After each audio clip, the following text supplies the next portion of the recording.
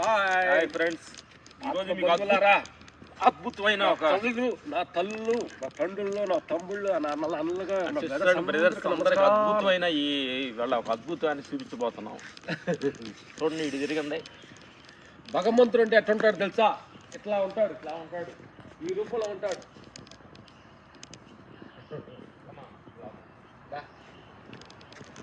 ఎంత ఇదే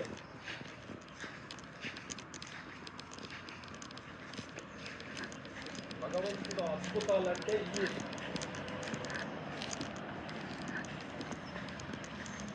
పరమాత్మ స్వరూపులారా మేము. ఎందుకంటే మాట్లాడారు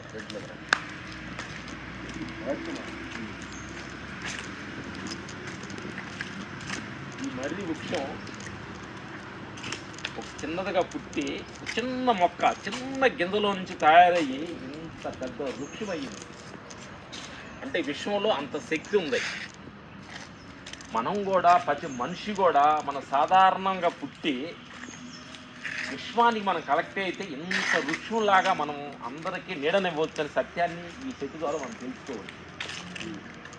చాలామంది అంటారు, మీకు ఏదైనా ప్రాబ్లం వచ్చినప్పుడు ఇలాంటి అద్భుతమైన చెట్టు దగ్గరికి వచ్చి 10 నిమిషాలు కళ్ళు మూసుకొని ఆ చెట్టుతోటి ఆ మాట్లాడినా, చెట్టుతోటి మీ ప్రాబ్లం చెప్పుకున్నా, ఇలాంటి అద్భుతం మీలో ఉన్న నెగిటివ్ థింకింగ్ అంటే కూడా పాజిటివ్ థింకింగ్ అని వస్తుందని చెప్పి అద్భుతంగా ఈరోజు జరుగుతుంది. అండ్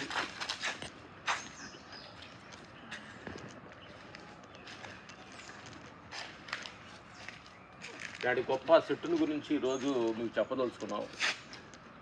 అలాగే ప్రతి మనిషి పుట్టిన కాడి నుంచి మరణించే లోపు ఏం చేయకపోయినా పర్లేదంట, కానీ అసలు చనిపోయే లోపు ఒక చెట్టు నాటినా అది ఎంతో పుణ్యం అనేది పెద్దల మహానుభావులు ఎంతోమంది చెప్పారు. అట్లీస్ట్ మనం నాటపోయినా పుట్టిన చెట్టు నరకకుండా దాన్ని ఎక్కడుండా అది నీళ్లు పోసి చూసి ఎంజాయ్ చేసే భాగ్యాన్ని మనకి అప్పుడప్పుడు మనకు ఉత్సాహం రావాలని మనస్ఫూర్తి కోరుకుంటూ, ఇలాంటి అద్భుతమైన చెట్టు కింద నుంచొని మీ అందరికి అద్భుతాన్ని, ఈ సత్యాన్ని చెప్పడం అనేది మాకు ఆనందంగా అవుతుంది. అంటే ఈరోజు మీకు చెప్పడం ఇంపార్టెంట్ కాదు, ఈ చెట్టు గొప్పతనాన్ని గురించి చెబుతున్నాను అనమాట. చెట్టు అనేది ఎంతో అద్భుతంగా మనిషి జీవరాశానికి చెట్టు అనేది చాలా కనెక్టింగ్ ఉంది. చెట్టు కూడా చెట్టు గుణం ఏంటంటే అన్నీ ఈటిమే, నీడనివ్వటం, పళ్ళునివ్వటం, ఫలాలు ఇవ్వటమే తప్ప అది ఏమి నాకు ఇవ్వలేదని కోరుకోదు. ఇదే భగవంతుడి తత్వం అన్నమాట. ఇది అనేది భగవంతుడు కూడా అన్నీ ఇచ్చేయ కానీ అతను నాకు లేదని పూజించలేదని కోరుకునే మనిషి కాదు భగవంతుడు. అందుకని భగవంతుడు ప్రతిరూపం ఈ చెట్టు. సత్యాన్ని చెప్పుకుంటూ ఈరోజు సెలవు తీసుకుని అద్భుతాన్ని మీకు చూపించడం కోసం ఇక్కడికి వచ్చాం. Okay, thank you.